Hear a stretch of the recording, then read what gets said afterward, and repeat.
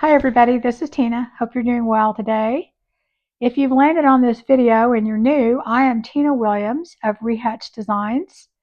And what I do normally on this channel is I do thrift flips, upcycles, DIYs, and I show you how to make them. Occasionally I show you a few hauls that I have, but this video is going to be a little bit different. I am going to be answering some questions. I've had a lot of viewers asking me a lot of different questions about the whole booth business and website and YouTube and all of that. And while I can't go into the weeds on all of those in one video, I am going to touch base a little bit on that business and how I got into it, and if you can make a profit, if it's worth it, and if you can do it if you're over 50 and you're not super techy, or you don't, if you've never been in a business before. I'm speaking to everyone, all ages, because I think this applies to people all ages. But there's a lot of people out there like me. I'm 67, so I started really late.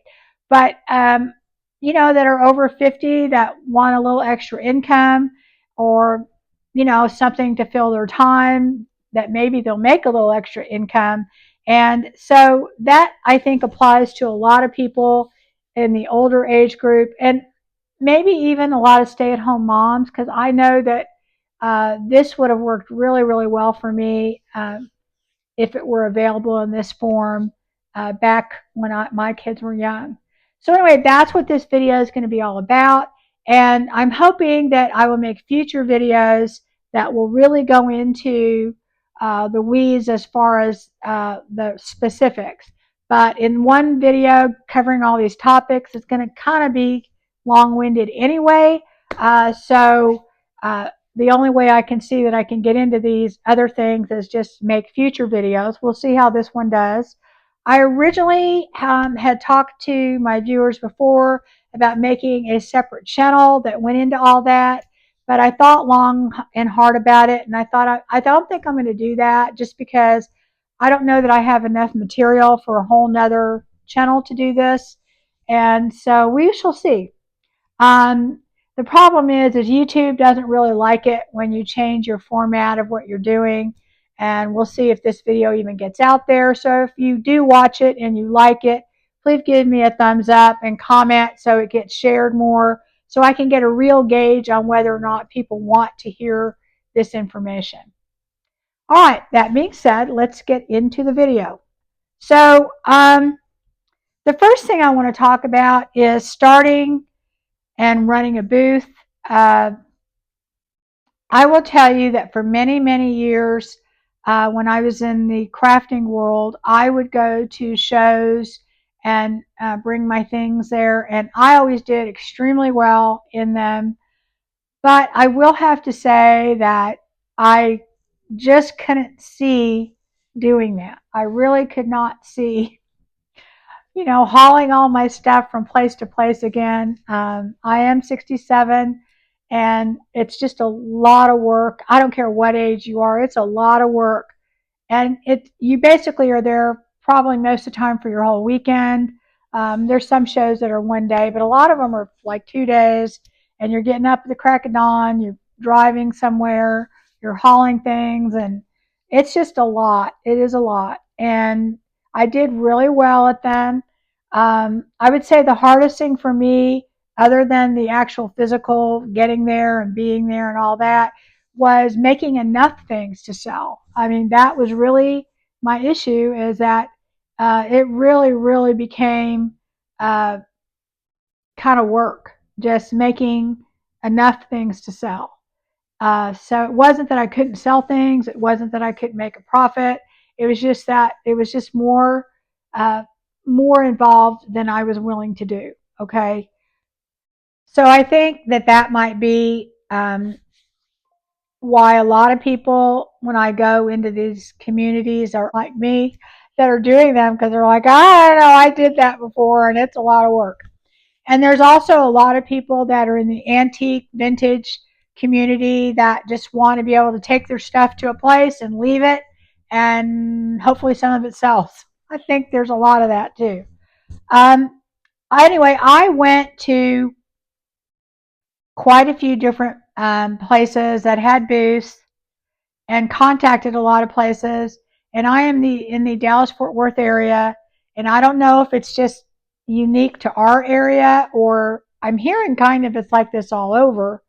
Um, the whole booth thing has really blown up, and there's a waiting list in just about every booth place that you want to go, in the good ones, in the good locations.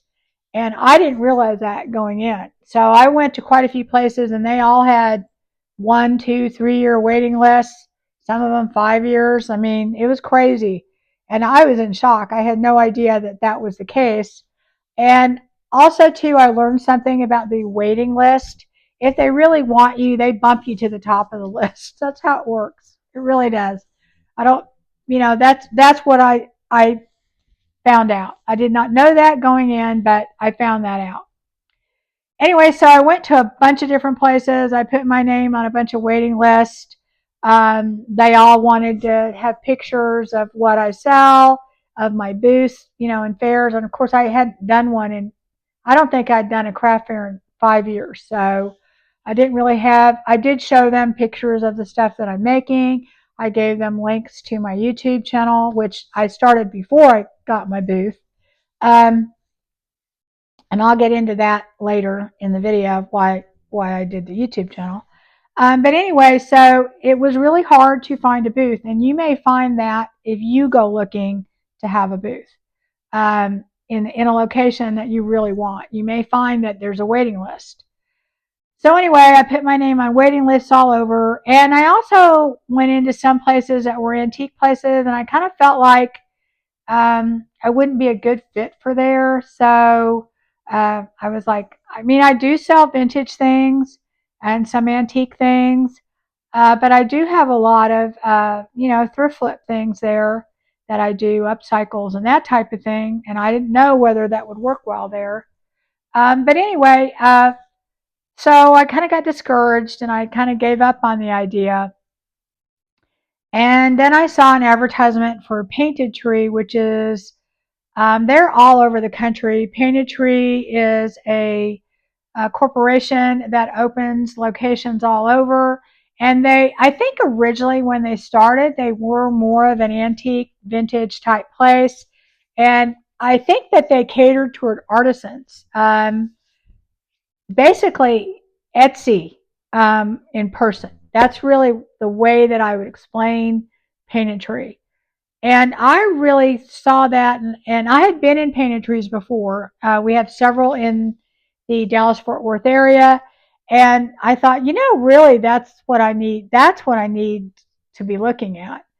So I put in applications at the 3 locations that I thought I wanted that were reasonably close to me within a 20-mile radius, and I got turned down by all of them, and I got turned down by the corporate office because they didn't do resale things or whatever. I don't think they really got what I was doing. Um, and I'll never forget the corporate person. And I don't mean, I think of it like maybe a 25-year-old marketing person. Well, we don't really do that. That's not our demographic. And I thought, no, because I've been in Painted Trees. I see the people in there. I know the people that watch my YouTube channel, and I am exactly demographic. I am exactly your demographic. Only you don't know that, okay? But anyway, what happened is when I applied to the corporate office, I had also applied at the individual stores, and one of the individual stores um, contacted me, and she was very interested because they had several people like me in their store. And the interesting thing about this store is this was one of the original Painted Tree stores. I don't even know how many Painted Trees there are now. There's got to be at least 25 of them all over the country. But this was their second store that they had ever done. So it was one of their older stores, not second store in Texas, second store that they ever did. And so I don't know if that makes them what, maybe 10 years old or something. So anyway, originally Painted Tree, like I said, was an artisans type place, and they had more of that in that store than a lot of their other stores. And anyway, so I went to go visit the manager. She was really excited about what I had to offer and offered me an opportunity of a booth. And I looked over several booths and I got kind of I would say a reasonably good sized one, a 10 by 10. I think if you're starting out, that's actually a really good sized booth. It's big enough that you can put furniture in, not a lot of furniture. And I don't do a lot of furniture flipping. I do small pieces. Um, and it's big enough that I had in my mind that I wanted to expand and not just sell my resale things, because I know from doing craft fairs and things that I could never make enough to keep up with what I needed to do. And that's something I'll talk about later about if you can make a profit. So I knew that I needed to sell some wholesale things too, and I wanted to sell a paint line, at least one, and hopefully IOD. And I knew I needed to have enough room to do that and still have room to have my thrift flips and upcycles. So I went with this 10 by 10 booth, and lucky enough, there was one that had like a trellis built in and everything. So anyway, that was my first booth, and I just my husband helped me, my kids helped me. It was we had to go get furniture and paint it, and I thought that was a lot of work getting all that ready. And yeah, so I think we opened up at the beginning of April. I had rented it in March. It took me about 2 weeks to get it going. Um, it was a little hard at first because I didn't have my wholesale items to put in there, because the way it works is it's kind of, to me, a little backwards, but you have to have your location to send in your application, and then it takes at least a month. And in my case, it took close to 2 months on IOD, and about a month in my other ones to get approved. And then you have to order your stock and set up and do all that. So I had to fill it with just things that I had, which, I actually had more than I thought I did. And I took things from my home. I actually went running around my house, took pictures down, all that kind of stuff to stock my booth, because I knew that I had to have things to sell, which I didn't have a lot of.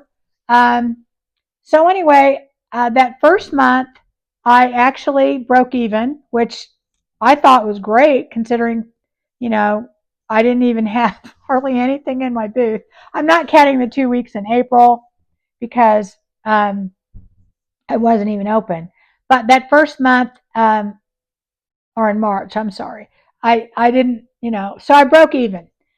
Well, then I got approved to do IOD and Fusion Paint, and we went ahead and I purchased that, and that really made a difference as far as having enough in my booth. And then that gave me time to put more things in, and I found more things, vintage things, and that type of thing. So then I had enough in there. Okay. Well, in the meantime, while I did that, I think my view, the whole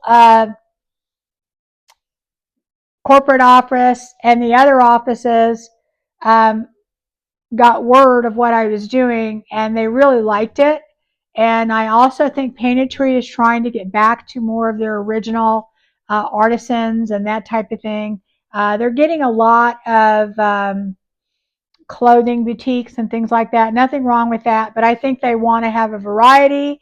And so then the two other locations that I got turned down on contacted me. First, one of them in Highland Village, and I could have had my pick of just about any booth I wanted, a big one, little one. Well, I was already terrified of making my rent in the one booth, but I knew that there was a waiting list at this location, and I thought, well, I'm just going to pull the trigger, but I'm going to get the smallest booth that I can get. And it was way in the back in the corner. And I got that booth, and it was a little, I'm trying to remember the size of it. It's like a 5 by 8 booth. It's really small, but the rent was small. So, and I knew in this location that I probably was going to mainly just see if I could just sell paint and IOD and a few little things, because I knew that I could not do enough thrift flips and that type of thing to stock it. And then if they liked what I was doing, then they would let me go to another booth, a bigger booth later, which I still could now if I wanted to. Okay, so I hadn't even set up that booth. And then there's a new booth that's opening up that's like 20 minutes, if that, maybe 15 minutes away from my home. And that's the one I really, really wanted to get into. Um, and they contacted me and gave me an opportunity for this amazing booth. It is the biggest one. I think this one's 13 by 10. And if you've ever been in the painted trees, they all have a big water fountain thing in it. And um, right next to the water fountain, which is a primo space. You either want to be there or when you first walk in the door. And I actually think this one's even better. So I was like, oh my gosh. And I know that this one especially had like a 5 year waiting list. So I was like, okay. And my husband was like, oh my God, we don't even have the second location set up. So you're doing the third location. And I'm like, okay, well, yeah, but that opportunity is not going to be there again. So we went ahead and we did it and we pulled the trigger on that one.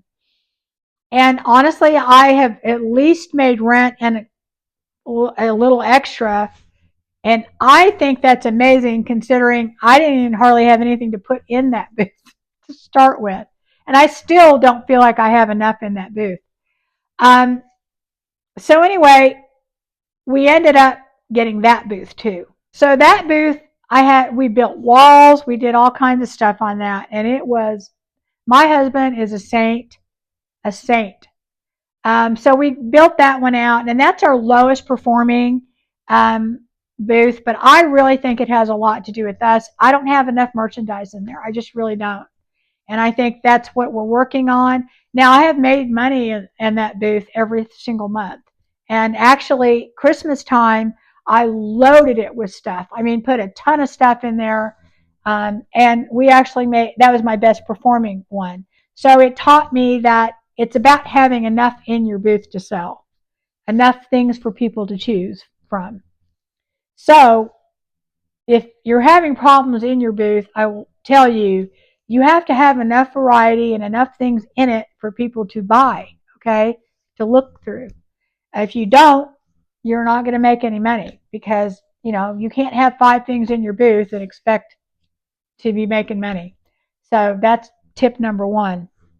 All right, so that's how I ended up with the 3 booths in 3 months. And I would not advise that to do that. That's crazy. But I figured out real quick that this waiting list thing is real. And, if I have an opportunity, I'm going to take that opportunity. I am going to, um, I'm going to take it because I know it's not going to be there later. So basically, that's what I did. Um, I will have to tell you that it was craziness doing 3 booths all at one time. But there are some other things that I did that made it even crazier. Uh, is I added on wholesale products, and I guess I was naive in thinking how hard that was going to be, and how costly. Um, I sell fusion paint, IOD, sweet pickins milk paint, and paint couture. And I bought into those within a 2 to 3 month period. The first one was fusion paint, and I got approved for 2 locations. Then paint couture, and also IOD, I think, came a little later. And then I think Sweet Pickins was the last one that I added. I chose those because I like the variety of what um, that brings to my customers um, and to me personally. And I chose those things because I like their brand. I like what they sell. And I've tried a lot of different other ones. And I'm not saying that those are bad or good. I'm just saying this is what I like. And I like them for different reasons. So I did that. And I like the companies. So anyway, I will tell you that if you're going to do one booth, you might be okay with the vintage and the resale only and the upcycling because you can possibly make enough to stock it and buy enough. But you need to be prepared to spend at least, if you don't already have this in your home, you may already have it. You may already have enough. I had a lot of things that I basically had accumulated, things in my home, other things to start my first booth. But it was surprised. A 10 by 10 booth, you think, oh, how hard can that be to fill? It's hard to put enough in there. And again, I will tell you that if you don't have enough in your booth, people don't walk in it. They're not interested. They basically stand and go, oh, okay, been there, seen it all, and move on by. And you're lucky if they walk in. So you need to have enough to make it look interesting for people to walk in your booth. Um, you have to think about, can you source that if you're buying vintage and you're buying antique and that type of thing, can you source enough at a price point that you can put in your booth? Okay, that's important.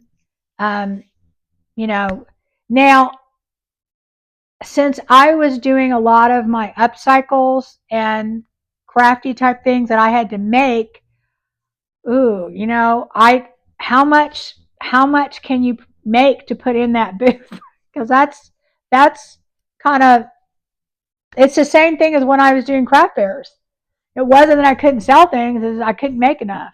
Okay, so that's something to think about. And I did think about that going in. I knew going in that I was going to try and get approved to do these other things. But like I said, that's iffy because they don't approve you until after you have your booth.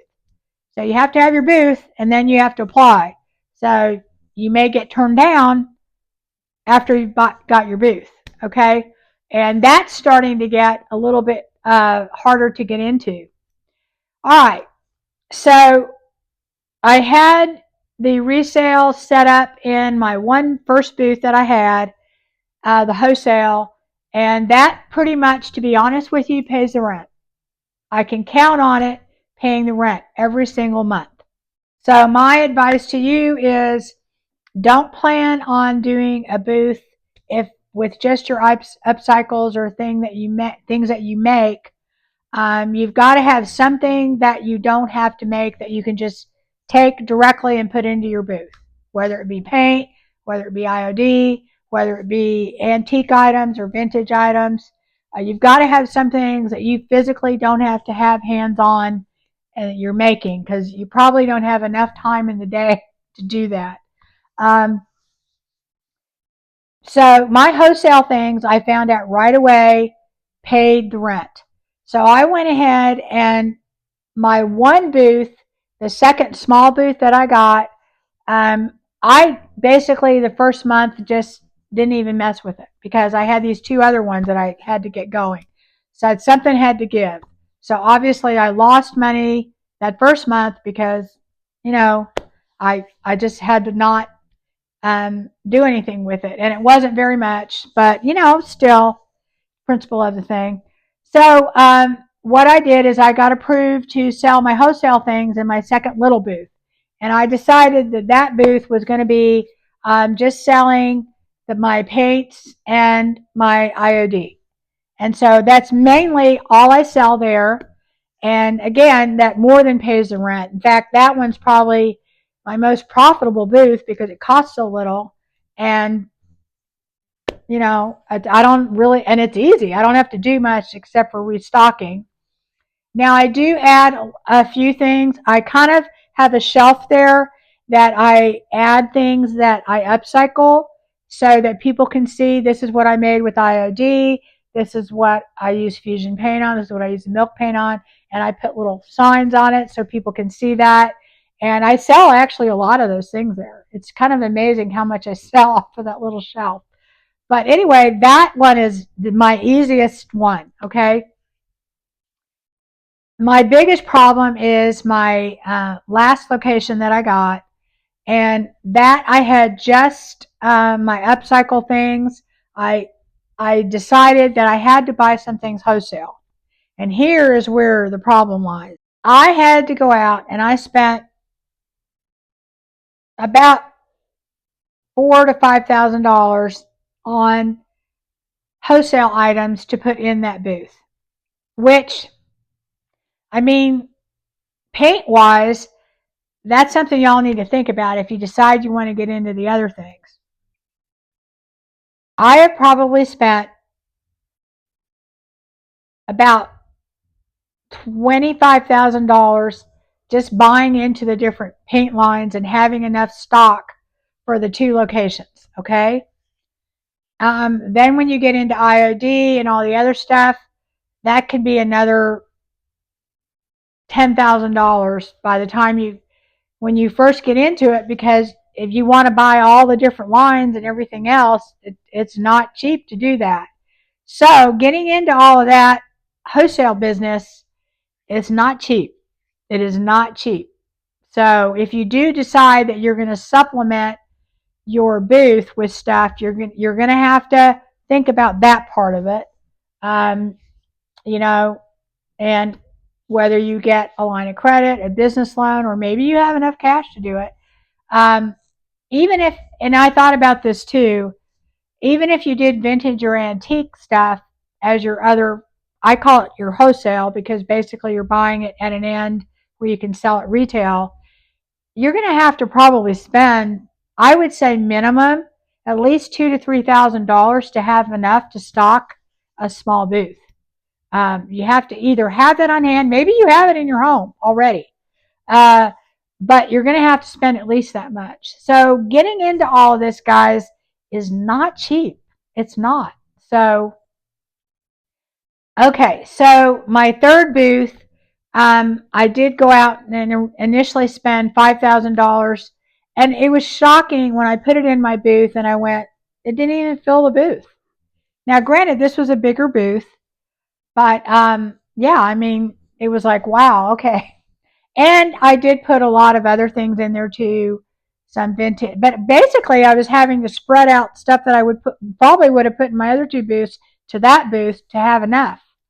Um, but we still made money in it, and I still did pretty good.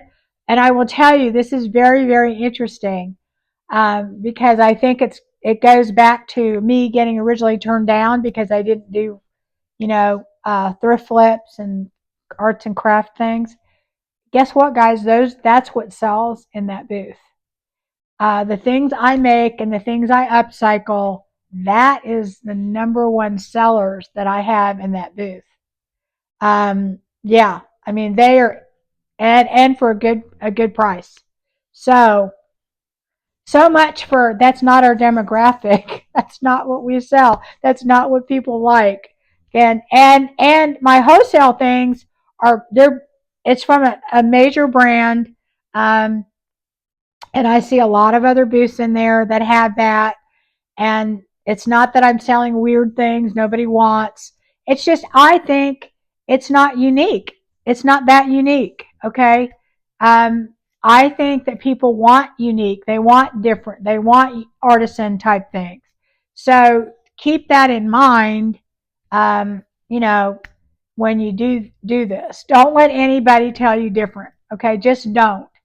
Uh, so anyway, um, that's the stuff. The wholesale stuff doesn't sell all that well. It just doesn't. My things that I make sell well. And the other thing that sells well are pictures and things like that.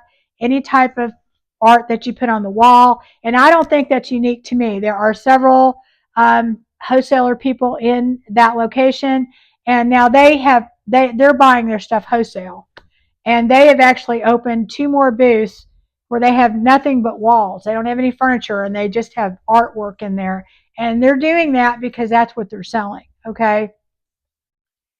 So anyway, like I said, I have broke even on that, and I actually did my best in that location at Christmas time because I put more in it. I really do think that is it.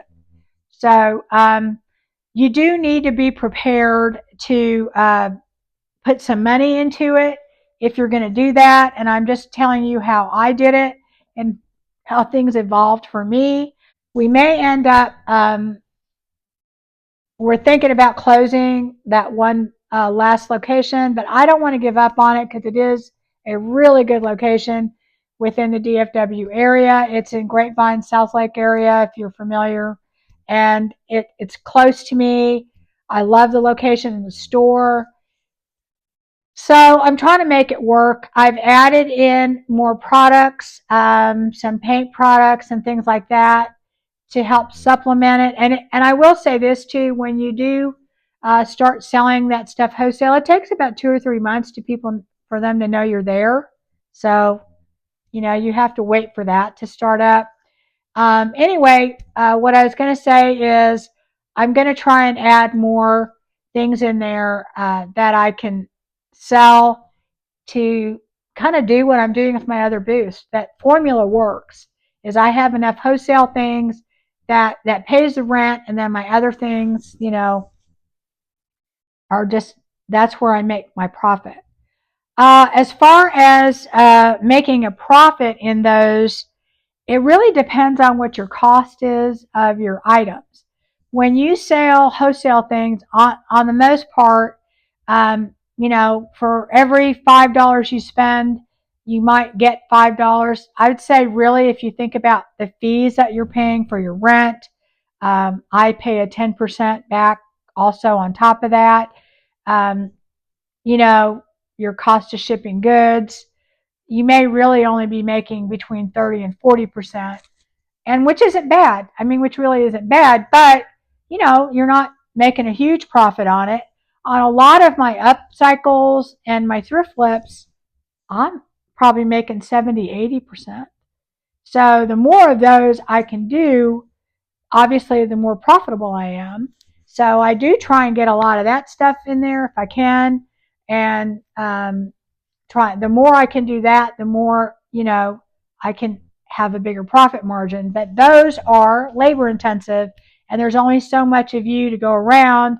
So that's the thing you got to think about. The other thing I wanted to talk about is my website. In addition to doing all of this, when I think about what we've done, and I say we because without my husband, there's no way that I could have done this. Without the help of my sons, I have one son that does. He doesn't really do web development. He is in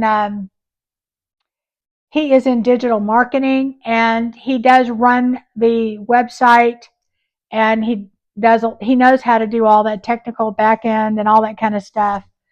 And he does all kinds of stuff with that, and uh, videos that he puts up on, all that kind of stuff. So anyway, I am lucky enough that I have someone like that in my family, and he did help.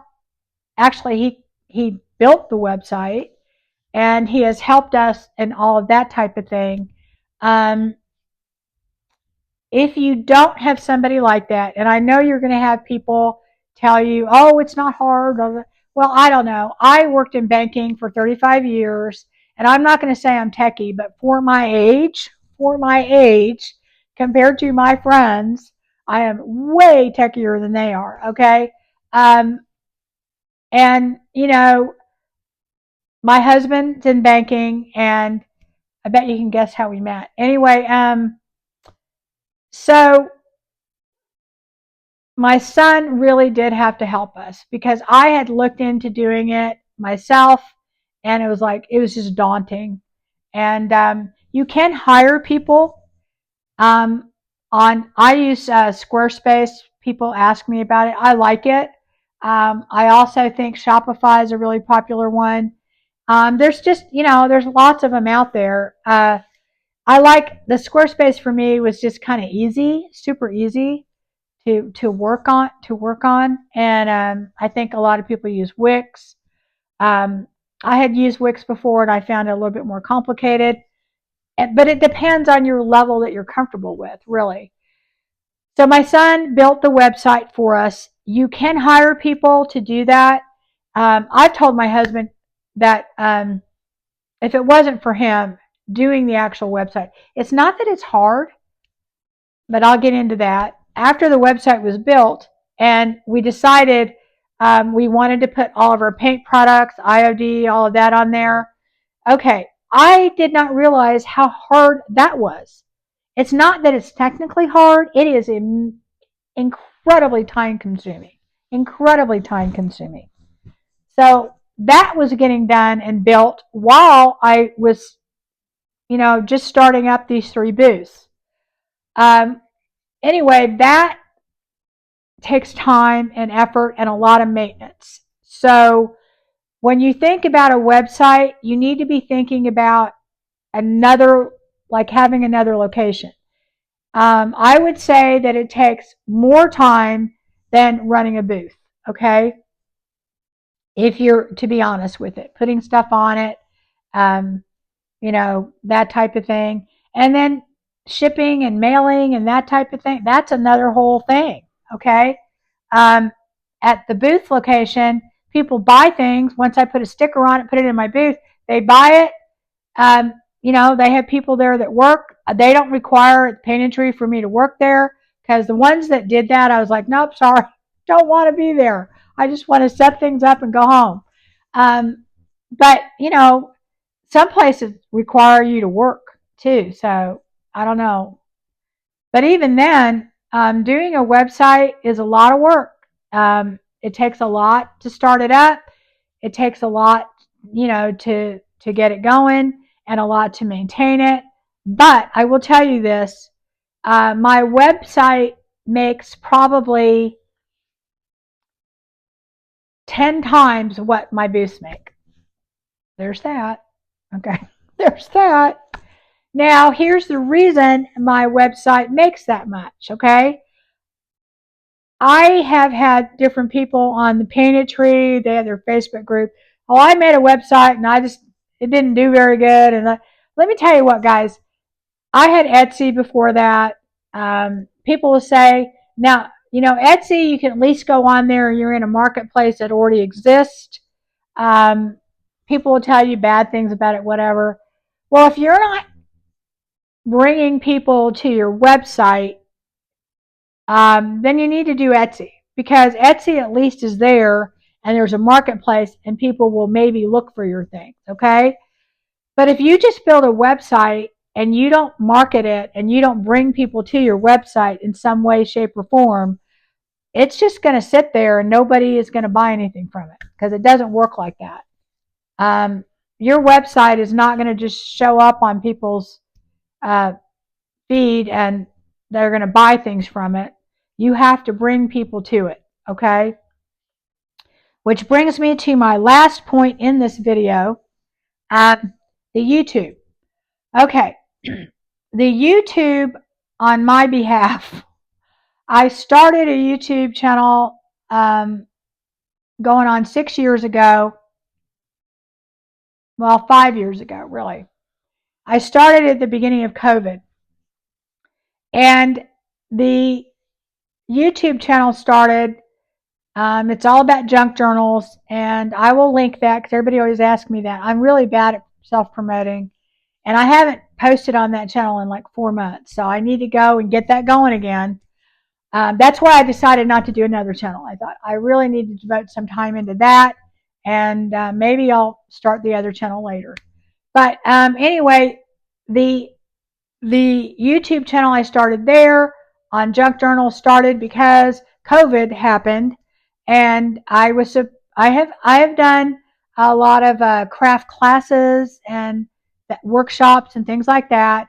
And I had been asked to do a workshop on junk journals, and I couldn't do it because COVID happened and we couldn't get together and all that. So somebody suggested, why don't you just do a YouTube video? Actually, it was my sister, and she's super techie and older, and but she had always been. She was doing that stuff when people weren't even. She's amazing, actually.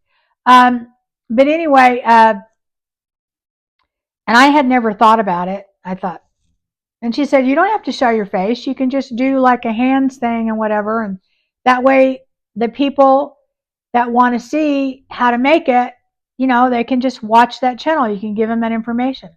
And I thought, okay, well, and I thought, all right, I had to buy, like a tripod or whatever to do it. And actually, I think I rigged something up on some books or whatever. And that was my first video. And I was actually shocked that anybody watched it other than the people that I originally sent it to. And it was really bizarre because people started watching this channel of me making this stuff. So I thought, maybe I'll do this. I was bored.